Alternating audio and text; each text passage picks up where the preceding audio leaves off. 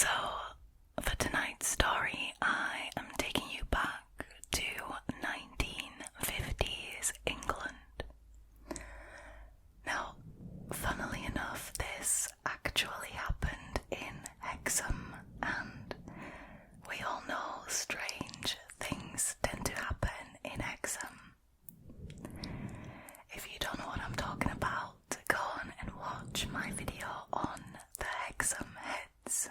It's very eerie. Alright, so John Pollock was born in 1920 in Bristol, England. He was a Catholic raised in the Church of England. Now, despite being a Catholic, John was a very strong believer in reincarnation. Now, obviously, this doesn't match the Catholic belief of heaven and hell, so the priests in church didn't agree with John's beliefs in the slightest. Now, John is said to have become kind of obsessed with the concept of reincarnation, and he would pray to God for evidence of this phenomenon so that he could prove himself right and the priests wrong. Now, when John met Florence, the woman who he would later marry, she was actually a member of the Salvation Army, but when she married John, she too became a Catholic. Now, the couple was, for all intents and purposes, doing well. They went on to have 2 sons in the early stages of their marriage, and in 1946, Joanna Pollock was born. Now, Joanna was the couple's 3rd child and first daughter, and when they moved to Hexham in Northumberland in 1951, they then welcomed a second daughter, Jacqueline.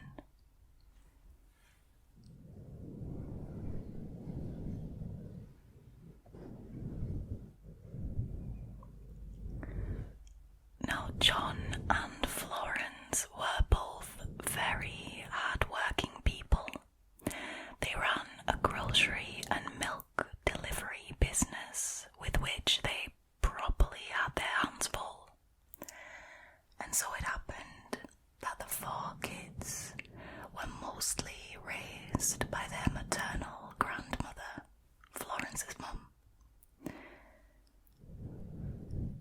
Now, it is said that Joanna and Jacqueline were properly inseparable, like they had a really, really good relationship. Now, Joanna, as I mentioned before, was the older one, and because of that, she liked to mother Jacqueline. And Jacqueline didn't mind this in the slightest. She completely went along with it. Now, the girls are described as compassionate and delightful children. Joanna really liked wearing costumes and acting in plays that she made up herself. It said that she was a very generous child who shared freely with other children. Now, a little quirk of the sisters is that both of them really enjoyed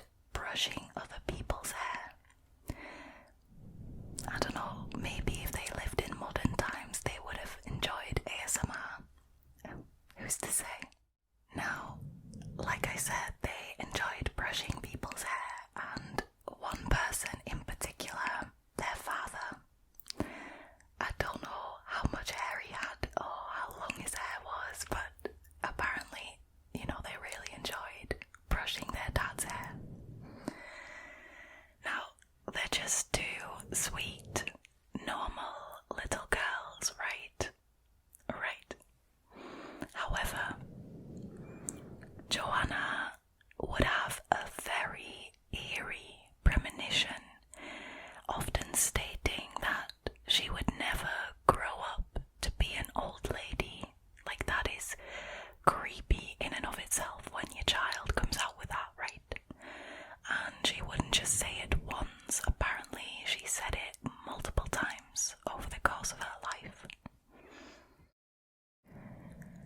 Now, on May 7th, 1956, Joanna was 11 and Jacqueline was 6. Now, they were walking to church together with a friend. As they were walking, they were hit by a speeding car, and witnesses said that the woman in the car was driving especially erratically, like she was all over the place, and the girls were hit. Now, this instantly resulted in ending the girls' lives. Sadly enough,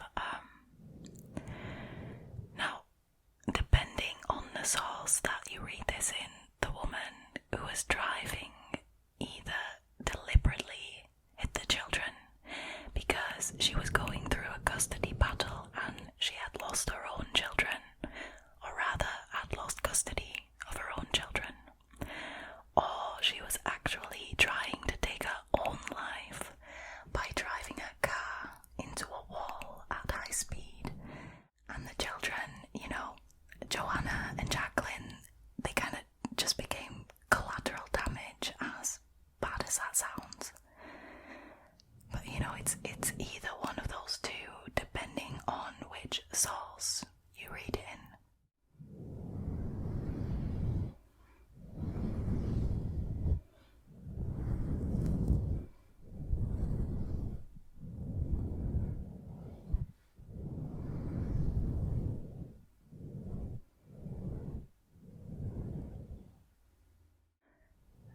Now, their parents obviously were absolutely devastated by this tragedy. I mean, who wouldn't be? It's very unnatural to have your children die before you, and especially in such a tragic accident.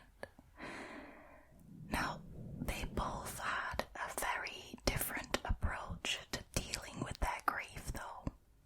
So Florence tried to avoid thinking about the girls. She tried to avoid being reminded of the accident. But John,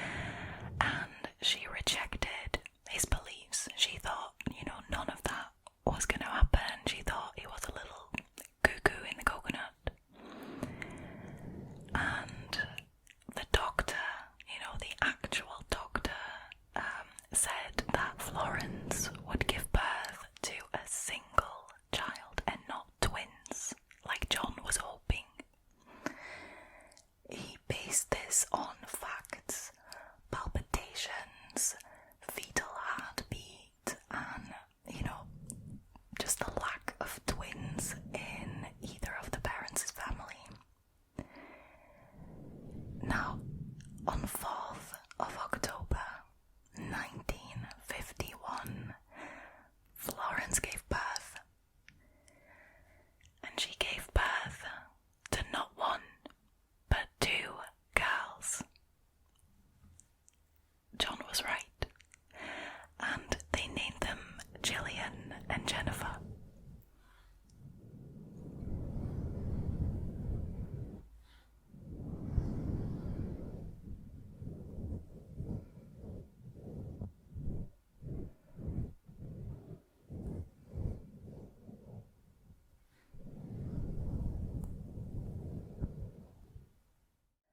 Now, Jennifer, when she popped out, they noticed that she had a small birthmark on her left hip, which was incredibly similar to a birthmark that Jacqueline had had. She also had a birthmark on her forehead above her right eye. It was approximately here, like near the root of the nose, and this one was a remarkable one because when Jacqueline was alive and 3 years old, she fell onto a bucket. I think it was a metal bucket, so that, would wound her. And the accident obviously had caused a small gash on her forehead over her right eye in this place where I pointed out earlier. And it formed a permanent scar, so it never went away.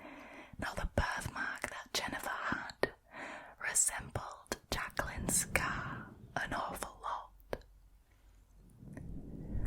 Now, while growing up, the twins made several eerie statements, and this is where it gets kind of creepy. So when they were about 3 years old, John and Florence brought out the toys that had belonged to their deceased daughters. These toys had previously been stored away in the attic, so Gillian and Jennifer had never seen these toys.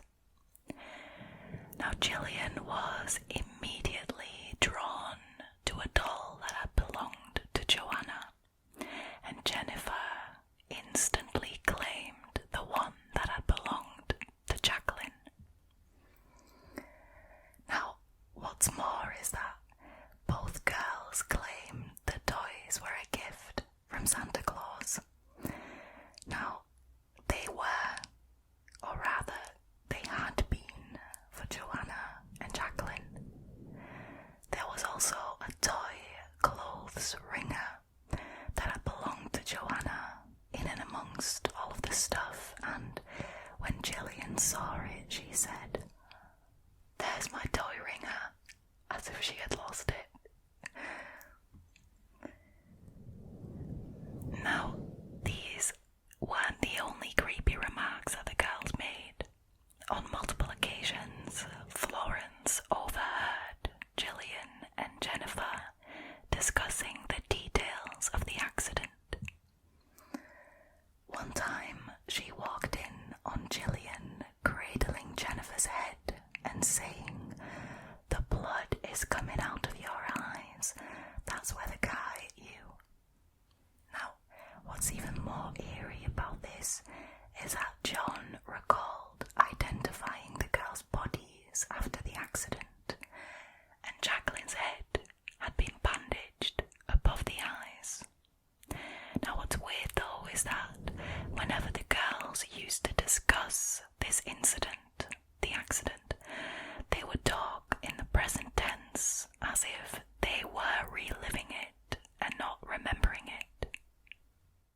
Now, another time, Gillian pointed to Jennifer's birthmark and she said, "That's the mark Jennifer got when she fell on a bucket." What? Also, when John and Florence had their grocery and milk delivery business, Florence always used to wear this smock while helping John out. And after the tragic accident that happened to their daughters, she had ceased that work and she put the smock away. Now, one day, when the girls were about 4.5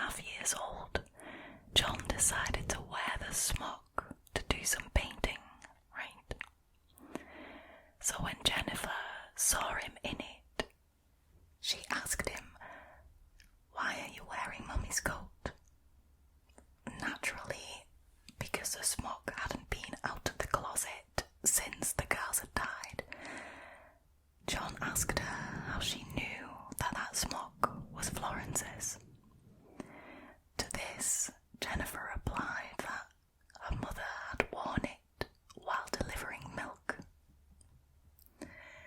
She allegedly even got annoyed at her younger sister.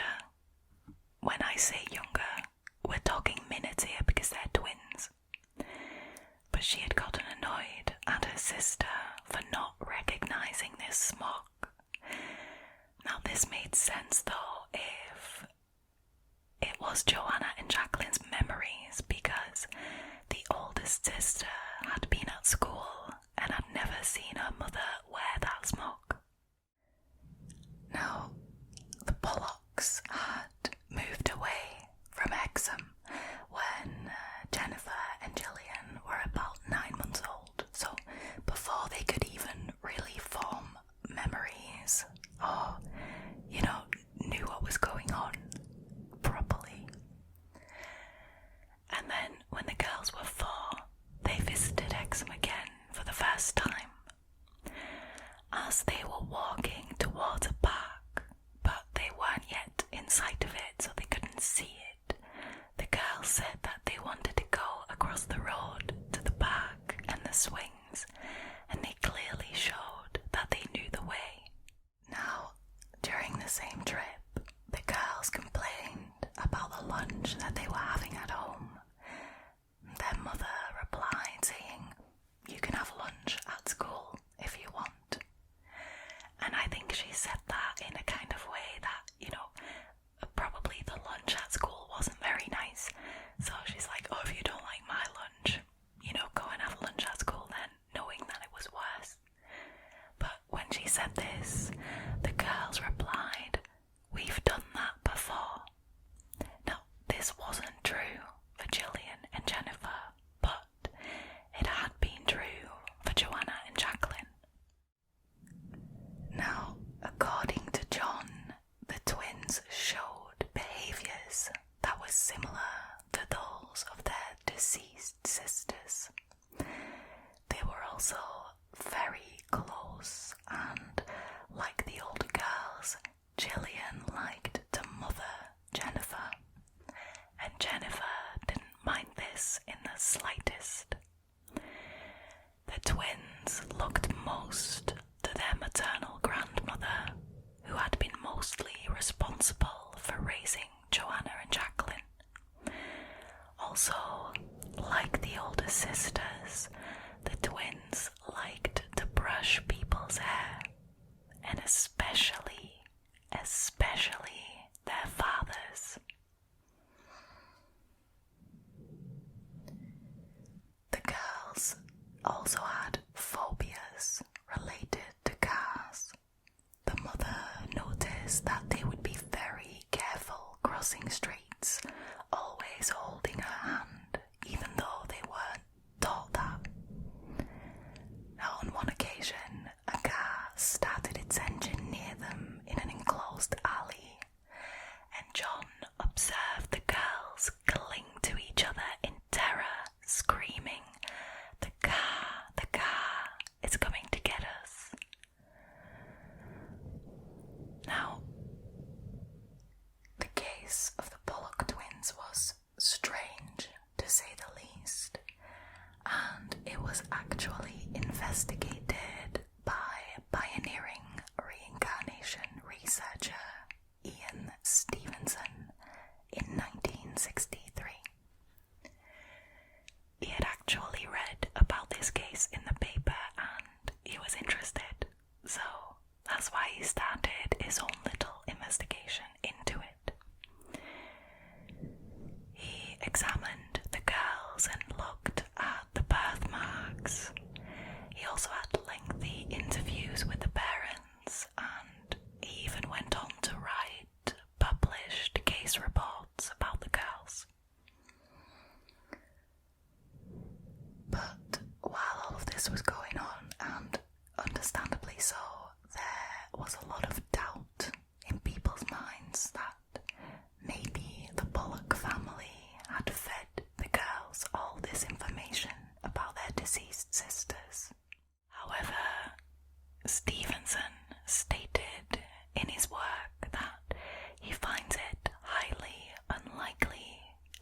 actually near impossible that John and Florence Pollock could have moulded their behaviours so exactly to match the behaviour of their deceased daughters.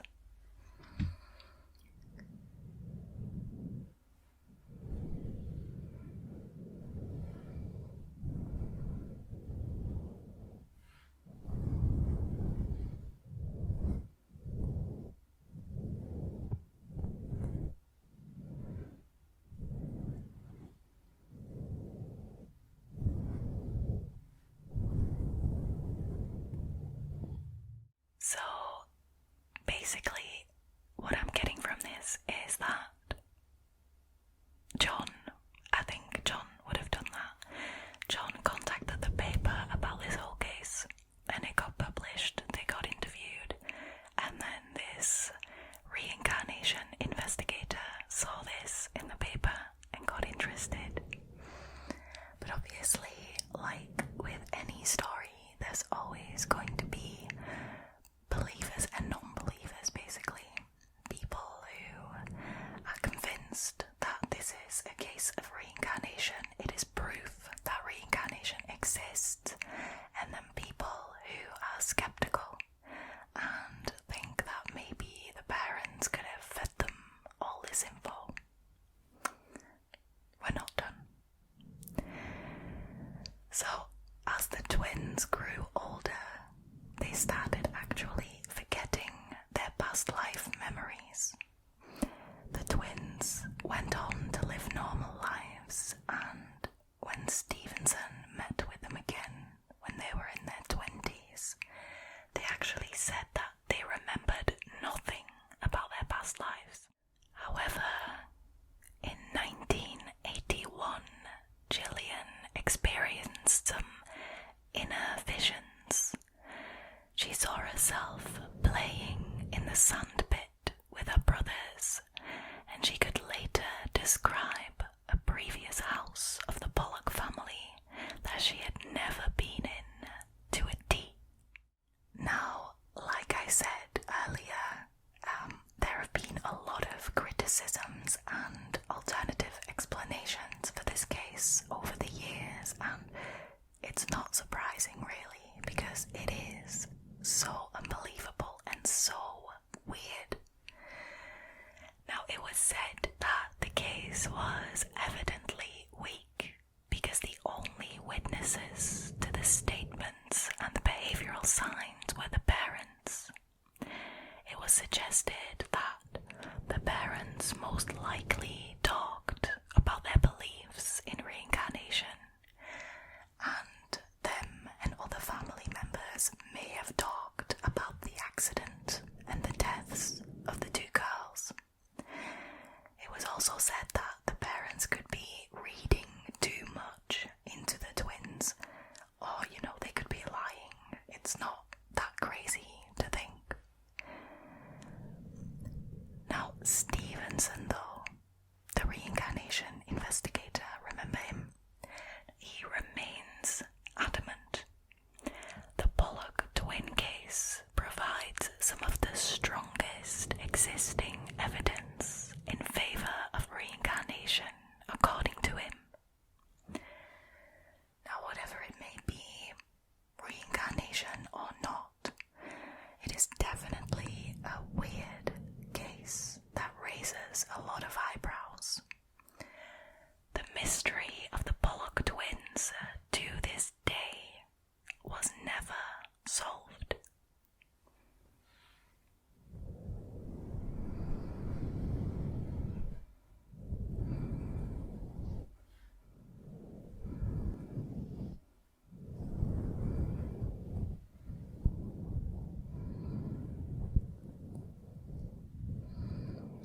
What do you think of this? Do you think this case is proof that reincarnation is real? Or do you think it was all a bit of an elaborate scam from the parents? What do you think? Honestly, for me, I can see it from both sides. Now, seeing as John was, for years, obsessed with the concept of reincarnation, and he prayed for evidence for it. He was very clearly biased. He would have most likely pushed his beliefs onto his daughters and, family members, friends in his vicinity.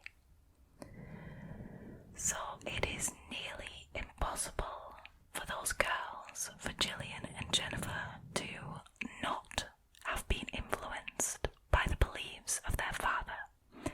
That is near impossible. They live with him. It was never said whether or not the accident was actually discussed with the girls. I mean, it could very well have been. It's not that crazy to think that, they would tell the girls about what happened to their sisters. It's not too crazy to think. Although, would they really give them the gruesome details, like she was bleeding from her eyes? I don't feel like you would tell a 3-year-old that, because that was the age that they were when they were playing out the accident. And one of the two said that about the eyes. Like, I don't feel that that's information that you share with a 3-year-old, so that's kind of weird. And then, on the other hand, a lot of things are completely out of the family's control that are very weird similarities, like, the birthmarks. The birthmarks, that's weird. I'm assuming they didn't draw them on. You have no control over that. It is also very strange to me that John was so adamant that it was going to be twins, and even the doctor said, no, you're having one kid.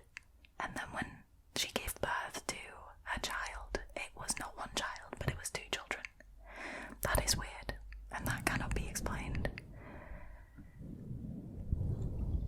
Unless it's just one massive case of coincidence. You never know, we've seen strange things on the channel. But it is definitely weird, and I can definitely see 2 sides to this. I wish...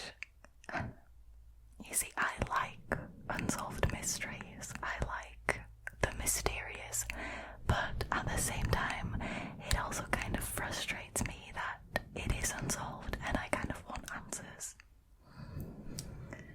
Though I'm really glad that Gillian and Jennifer went on to live normal lives and they were happy. That's the most important thing, isn't it? But it does kind of make you wonder, what happens after we die. Nobody knows and nobody can tell you that, but it does make you wonder. Sometimes you read about kids mentioning past lives, and oftentimes, they just say that the kid has a massive imagination, overactive imagination, right? Actually, when I was a child, I used to tell my parents about my past life in Africa. I was only like 3 or 4, but that definitely was an overactive imagination, because according to my mum, I only started telling these stories after we had learned about Africa in nursery. So, but you do hear about it a lot, and then as the years go by, all those memories of this past, previous life seem to be gone. I have read about a case where a child, like an actual literal child of 3 or 4, was telling stories about his previous wife and stuff that had passed away, and he could remember the village that he was born and raised in, and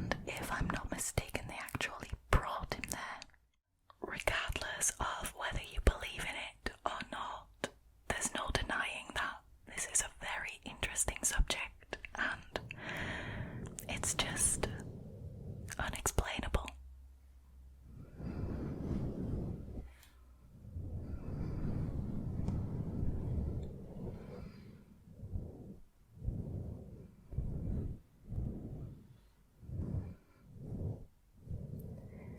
Now sadly, that's the end of tonight's video.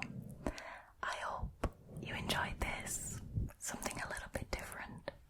And I hope I will see you again in next week's